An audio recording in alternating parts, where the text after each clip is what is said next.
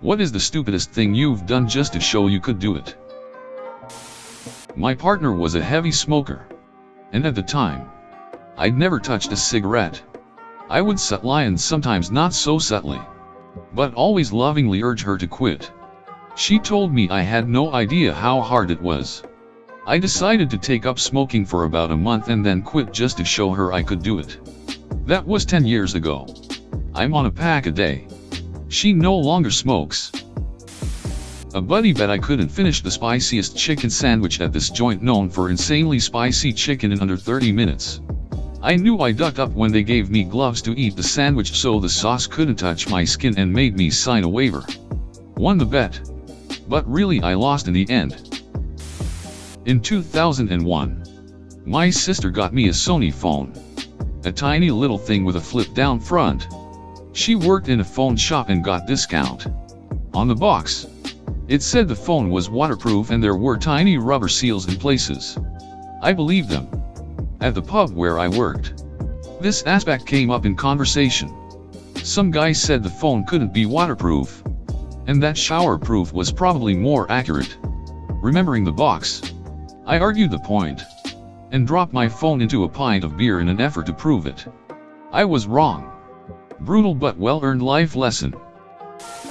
Walked through the brush of our tree to get a football to prove it wasn't poison ivy. I did it. I got the football. It was poison ivy. Jumped illegally over the China-Myanmar border. And back again. I told my 6th grade friends I could just off a 2-story roof and not get hurt. Guess who only got a scraped knee that day? Not me. I broke my leg. When I was 6 I stapled my fingers because I had convinced all of my friends that I had iron hands. I proved to myself that it's possible to eat 5 kilos of shrimp in one sitting. I also proved that eating 5 kilos of shrimp in one sitting will make you very, very sick. Played that stupid ducking 5-finger fillet game with a compass back when I was in school. As I got more confidence I obviously got faster and inevitably the point went right into the side of my fingertip. Fucking idiot. Shoved my pointer finger into my nose up to second knuckle. I then got a sinus infection. Who knew? I stabbed my leg with a pencil in elementary school. I told people I couldn't really feel much pain, which, at the time, was true.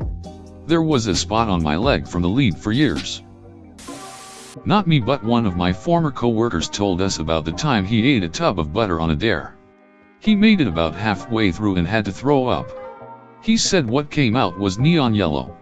For the next month, the smell of butter made him gag, and when he perspired, he could still smell it. You'd think he'd learn, but he attempted the butter tub challenge a second time. This time, he paced himself and actually finished the whole thing. He said the duck up though was eating it before having to catch a train. While he was waiting, his heart was racing and he felt so amped up. He did push-ups and jumping jacks at Penn Station. As a kid I told my friends I could hold my breath for a long time. Long enough to pass out. In fact. And that's exactly what I proceeded to do. One friend gets super creeped up when someone starts running at him like a dog. My friend realized I'm an expert in running like a dog. Snuck into the Hilton and confiscated a white robe. Got caught and they let me go without checking my backpack. That's alcohol for you. I let a black widow spider bite me to prove that they were venomous but not deadly. I also won a $150 bet. Was trying to do this stunt on a dirt bike to impress this dude. Ended up falling and breaking my collarbone. RIP. Put a cigarette out on my arm Logan style, X-Men, because some dudes in my class didn't believe me when I told them I don't feel much pain in the arms. I still don't, but got a real bad infection. The beating of a lifetime from my mom, first and last beating I ever got, just for my stupidity, and the scar on my arm is, luckily, not big but kinda ugly. Let a friend taste me in the butt for 1,000 pesos, about 30 US cents LMAO. The cinnamon challenge. I've always been good at those weird food challenges, so I did it pretty easily. But some people really ducked up their lungs trying it. There comes a point in every drunk man's life where he finds himself standing on the edge of a precipice, apartment building roof, staring into the distance at glory, a ducking tree, separated from him by a challenge, a 3-story fall. The weak man will shrug his shoulders, slink back to safety, and carry on with his night as if he never glimpsed what could have been.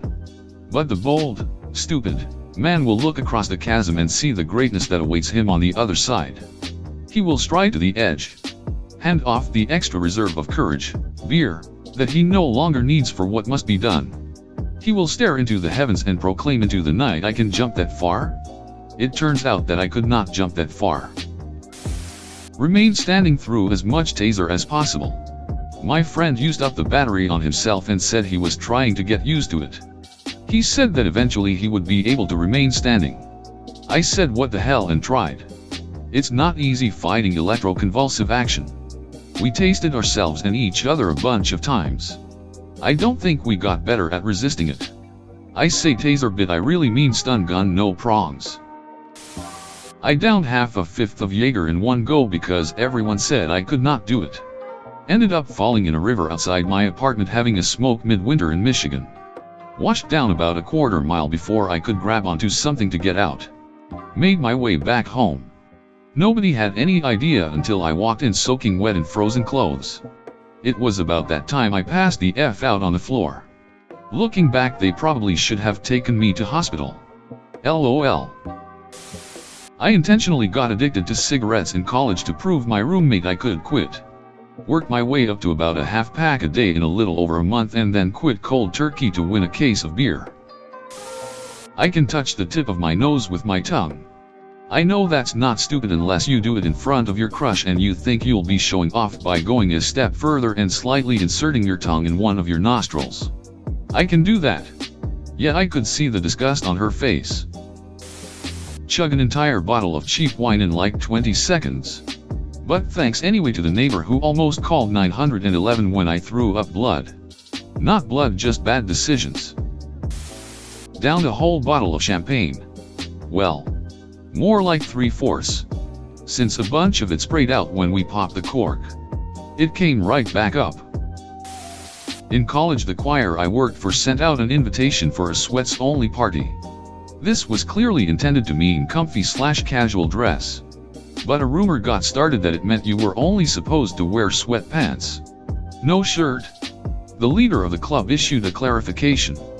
But since we were all college students, she also found it funny to say you absolutely can wear shirts to the party. But you don't have to. I joked to another friend that, if it was optional, I was definitely coming topless. A freshman boy overheard and interrupted to tell us, "No, you're not allowed to do that. Girls can't walk around with no shirts on," in a tone that strongly suggested he felt our mortal souls should be forfeit if we tried.